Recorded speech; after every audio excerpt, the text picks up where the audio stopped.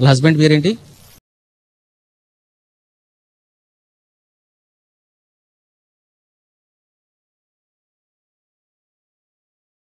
సత్యనారాయణ. చూడండి, హైదరాబాద్లోన బాబా ఫోటో నుంచి, బాబా విగ్రహం నుంచి అక్కడ విభూతి పడడం జరిగింది హైదరాబాద్లోను. ఇక నెక్స్ట్ లీల ఏమిటి అని అంటే, ఇదిగో ఈ బోధన్ పట్టణానికి వచ్చింది ఆ భాగ్యం. మరి సురేష్ బాబు, అనురాధ దంపతులు చూడండి, చిన్న వయసు. వీళ్ళు అసలు ఎలా వచ్చారు, అసలు ఏం జరిగింది అనే విషయాలు మీకు తెలియాలి. ఎందుకని అంటే, తెలుసుకున్నప్పుడే ఇటువంటి ఫలాలు మీకు కూడా కలుగుతాయి. 2008లో ఖమ్మంలో ప్రోగ్రాం జరిగింది. అక్కడ పూర్ణాహుతి కార్యక్రమం జరిగింది.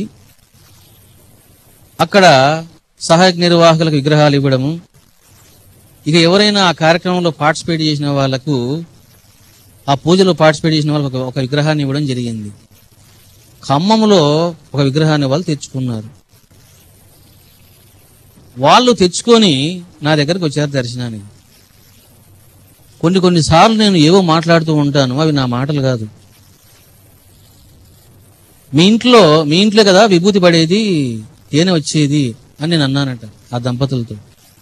కాదు స్వామి, మా ఇల్లు కాదు అది నిజామాబాదు, మాదేమో బోధను, మా ఇంట్లో ఏం పడ్డం లేదు స్వామి అన్నారు వీళ్ళు. ఓ అట్లనా అని నేను అన్నాను. తర్వాత సరే వాళ్ళు వెళ్ళిపోయినారు. చూడండి, మాటలు అక్కడనే వచ్చినాయి ఖమ్మంలో. సరే, తర్వాత నిజామాబాద్లో తేనె రావడము, విభూతి రావడము, అక్కడ ప్రవచన కార్యక్రమం ఏర్పాటు చేయడము, నేను రావడం జరిగింది. అప్పుడు ప్రభాకర్ ఇంట్లో ఉన్నా నేను. ఆ ఇంటికి దర్శనాలకు వచ్చారు ఈ దంపతులు. సరే, వాళ్ళు అలా వచ్చారు.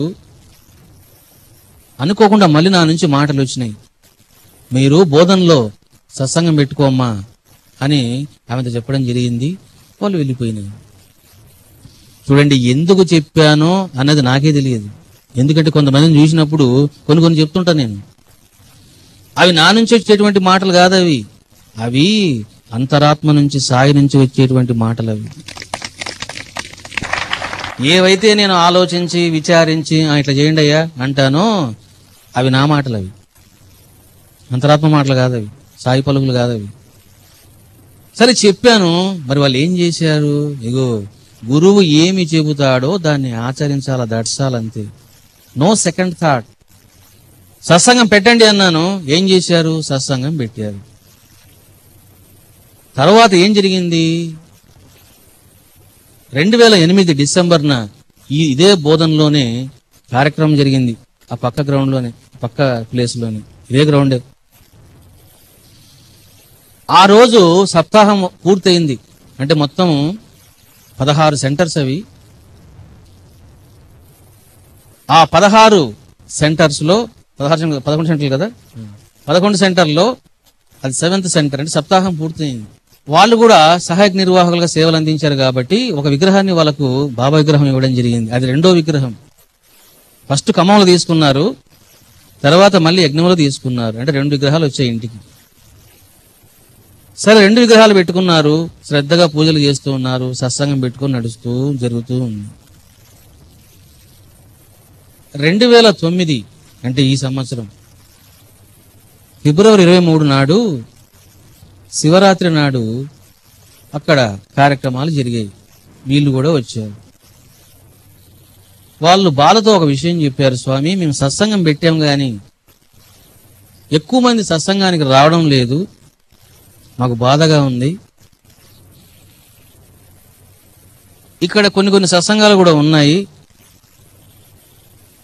వాళ్ళకి చెప్పినా కూడా వాళ్ళు రావడం లేదు స్వామి అని వాళ్ళు చెప్పడం జరిగింది. నేను అన్నాను, ఒకరి గురించి మీకెందుకయ్యా, వస్తే వస్తారు, పోతే పోతారు. నువ్వు సత్సంగం పెట్టుకున్నావు, చక్కగా 10 మంది రాని, 5 మంది రాని, నీ పాటు నువ్వు చేసుకో, పారాయణం చేసుకో, ధ్యానం చేసుకో, అలా ఉండు, చాలు, దట్సాలు, అంతే. 100 మంది వస్తే నీకు ఒరిగేది లేదు, ఒక్కడు వస్తే నీకు ఒరిగేది ఏమి లేదు. ఆ చింతన వదిలిపెట్టు. ఎవడికి ప్రాప్తం ఉంటే వాడు నీ ఇంట్లో కాలు పెడతాడు. ఎవడైనా నిన్ను అనవసరంగా ఏదైనా మాట్లాడతాడా వాని చెంపలు వాయ కొడతాడు బాబా. నువ్వు అటువంటి విమర్శలకు పోవద్దు, ఒకరిని నువ్వు బ్లేమ్ చేయొద్దు, రాలేదే నువ్వు బాధపడొద్దు అన్నాను అని చెప్పిన తర్వాత చూడండి మళ్ళీ నా నోట్ల నుంచి మాటలు వచ్చాయంట. అవి నాకు తెలియదు. నేను వస్తున్నాం కదా మీ ఇంటికి అని అన్నానంట. వీళ్ళు అనుకున్నారు మన ఇంటికి ఎట్లా వస్తాడు స్వామి అని ఆమె అనరాధ అన్నది. భర్త అన్నాడు, స్వామి ఎందుకు వస్తాడు, మొన్ననే కదా డిసెంబర్లో వచ్చారు యజ్ఞానికి, ఇంకా ఆయన ఎందుకు వస్తారు బోధనకి, ఒకవేళ వచ్చిన మన ఇంటి ఎందుకు వస్తారు అని వాళ్ళకి డిస్కషన్ చేసుకున్నారు. చూడండి ఫిబ్రవరి 23 ఈ కాన్వర్సేషన్ జరిగింది. నేను అన్నాను, ఒకరి గురించి నీకెందుకయ్యా, నీ దారిలో నువ్వు పో అన్నాను.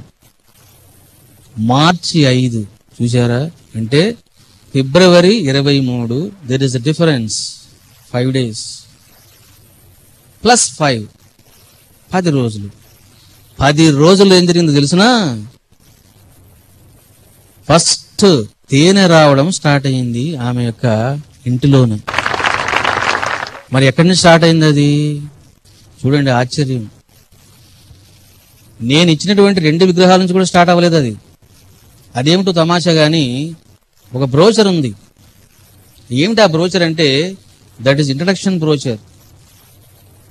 బాబా ఉండి ఆ బాబా హార్ట్లో నేను ఉంటాను.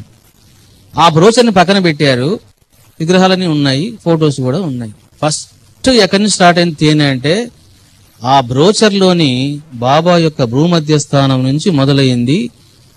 కొన్ని గంటలకే నా నుంచి కూడా మొదలైందంట. 2 ఆజ్ఞాచక్రాల నుంచి మొదలైంది. అది మార్చి 5. తర్వాత విత్ ఇన్ డేస్ లో, అంటే ఇంకా 6, 7, 8, 9 3-4 రోజులు ఏం జరిగిందంటే 2 విగ్రహాల నుంచి మొదలైంది. ఖమ్మంలో ఇచ్చిన విగ్రహం నుంచి మొదలైంది, బోధనలో ఇచ్చిన విగ్రహం నుంచి మొదలైంది. పోటాపోటీగా మొదలైంది ఆ విభూతి రావడం కూడా. చూడండి, మీరు ఇంటికి వెళ్ళి చూడండి, ఈ బాబా యొక్క విభూతి, ఆ బాబా యొక్క విభూతి, అతని యొక్క స్టైలు, ఇతని యొక్క స్టైలు 2 చూడండి మీరు, పోటాపోటీగా ఉంటాయి.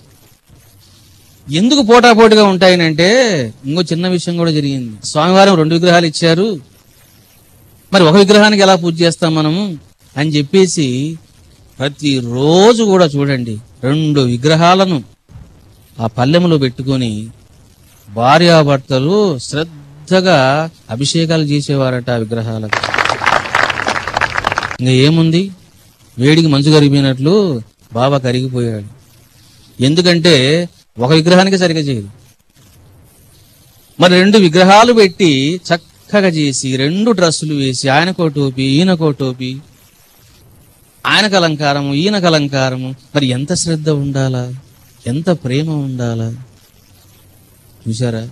సరే, కొన్ని రోజుల్లో ఏం జరిగింది, ఇక తేనె రావడం, విభూతి రావడం జరిగింది.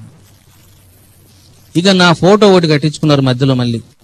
అంటే ఈ మహిమలు జరగక ముందే ఒక ఫోటో ఇంట్లో పెట్టుకున్నారు, పెద్ద ఫోటో, రెడ్ ఫోటో. ఇక ఈ ఫోటో నుంచి విపరీతంగా విభూతి రావడం, తేనె రావడం, గంధం రావడం, ఇవన్నీ కూడా జరిగినాయి.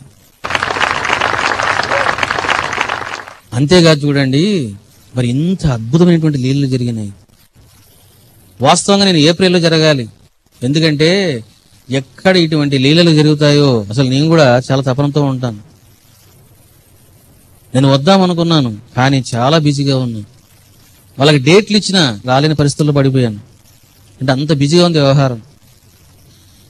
తర్వాత మళ్ళీ మేలో డేట్స్ ఇచ్చిన, అది కూడా నేను రాలేకపోయాను, మళ్ళీ క్యాన్సిల్ చేశాను. చూడండి, బాబా ఒక మాట చెప్తారు, శ్రద్ధ సహనము నువ్వు కలిగి ఉండు, నేను చేసే మహిమను నీవు చూడు, అప్పుడు నీవు పరమానందాన్ని పొందుతావు అంటారు బాబా వారు. ఏప్రిల్లో వస్తాననుకున్నారు,